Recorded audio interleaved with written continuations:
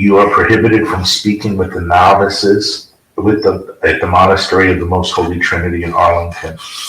You are prohibited from use of a cell phone and of computer and other electronic devices for communication outside the monastery without the prior permission of the administrator or sub-prioress of the Monastery of the Most Holy Trinity in Arlington, Texas. Should permission be granted, the communication is to be documented as follows: the date and time of the call, the name of the party contacted, and the duration of the call and the purpose for the call. Okay, so I have to do that? Yes, you have to. Because I do speak to my spiritual director. That will have to be for permission. You're going to have to surrender your phone. Okay. All right. Okay. And no computer use. So permission each time. All right. You may not leave the. It almost sounds like she was very hesitant to surrender her phone there. I wonder why. Monastery of the Most Holy Trinity in Arlington, Texas, without the prior permission of the administrator or sub-prioress of the Monastery of the Most Holy Trinity in Arlington, Texas. Should permission be granted to leave the grounds of the monastery, you must be accompanied by the administrator or her delegate. The purpose of the departure, its destination, the parties seen, and the duration must be documented. You are prohibited from speaking with your accomplice in the aforementioned offenses. This includes either direct contact or communication or through any intermediaries. Okay. In addition, I hereby order you to hand over for forensic review any and all cell phones in your use, as well as all computers of the Monastery of the Most Holy Trinity in Arlington, Texas. Furthermore, in a paternal manner, I hereby admonish and warn you to observe the following commands strictly: to avoid exercising administrative activity or interfering with the decisions of the duly appointed administrator of the Monastery of the Most Holy Trinity in Arlington, Texas, to refrain from any other activity, speech, or association that would be lacking in due prudence or unbecoming of your state or scandalous to the faithful. In accord with Canons 1347, paragraph 1, and 1371, if even one incident or external action violating the restrictions as enumerated above, I will immediately initiate a formal canonical process for the determination of the truth of the matter, and if necessary, the imposition of just penalties. Finally, as we discussed, the provisions of this precept are necessary and prudent precautions taken as a pastoral measure for your welfare and the common good.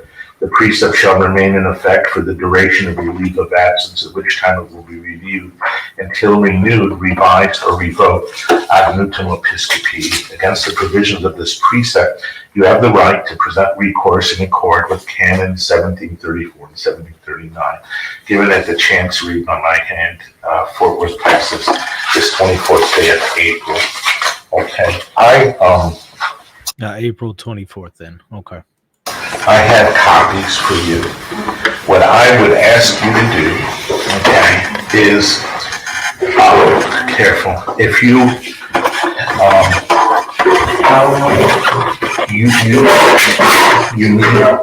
you should have canonical counsel, okay, so that your rights are justly respected here, okay. So you have a couple of days for decision, like you say Thursday, okay, to then send me a canon lawyer will know. They'll submit a mandate for your representation, all right, which I have to approve. Okay, so I do have one. it's not Kelly O'Donnell, is it? It is. Yeah, no, somebody else. I have 3 names. If you want, at that time too, if you want to submit your resignation as prioress, I mean, that would seem to make sense given everything we've done, and certainly the gravity of that is in order. Who's your spiritual director? David Abernathy, who's from the Diocese of Pittsburgh. Okay, and that's all done by phone. Yes. Okay. So I need to let him know. That would be documented on that part for sure. I can just do that. Yes, you can do that right now if you'd like. Go and get the computer with them? Is that what you mean? No, I brought somebody from the diocese. I will go with them to take the computers out if you point them out to us. That way, yeah. There's really only one that I use, and so we can easily just. Well, whatever other ones you have, and all of them, that's fine if you, yeah. I only work on one. All right, but there are others? There's plenty of others in the monastery. I see. Computers, but they're not like connected in any way. They're not connected No, to the this is internet. my email, and then that's theirs. I see. Well, okay.